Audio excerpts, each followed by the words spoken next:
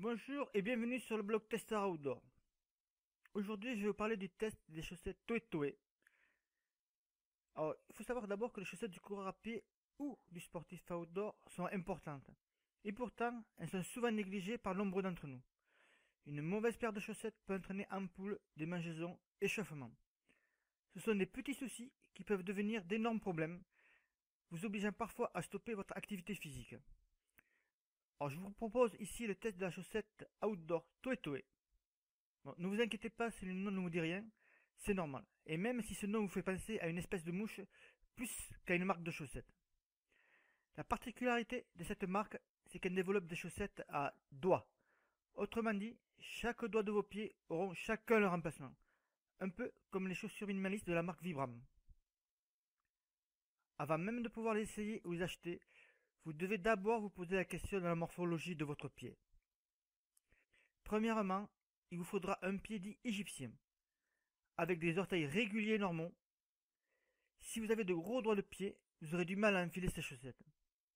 Alors je vous en parle ici par expérience, car j'ai des doigts de pied fins et non des gros orteils. Et pourtant, j'ai quand même du mal à les mettre. J'ai profité d'une vente sur Private Shop pour m'acheter plusieurs paires. 2 modèles tige basse et 2 modèles tige haute. Il n'y avait qu'une seule coloris, le blanc. Bon, ce n'est pas une couleur recommandée pour la pratique du trail ou d'autres sports outdoor, mais cela ne me dérange pas. Nous arrivons là à la principale difficulté des chaussettes, c'est l'enfilage. Si vous désirez les utiliser lors d'une transition en raid, à un trail ou un triathlon, oubliez-les. D'une part, vous perdrez du temps, car il faut rentrer chaque doigt dans son emplacement, et avec la fatigue, ça risque de vous énerver rapidement. Cet énervement risque aussi de vous faire manquer votre ravitaillement et de vous sortir mentalement de votre course. Quand on les prend en main, la matière des tissus utilisés peut surprendre. Ce ne sont pas des textiles utilisés traditionnellement par d'autres marques. La matière rappelle la laine de nos grands-mères et elles ont l'air assez épaisses. C'est avec appréhension que je les ai utilisées les premières fois, lors de plusieurs randonnées en montagne de plusieurs heures. Finalement, je n'ai pas plus transpiré qu'avec une autre paire de chaussettes de running. Mes pieds n'ont pas plus chauffé qu'à l'accoutumée, et les ampoules n'ont pas été au rendez-vous. Je n'ai pas ressenti de gêne particulière.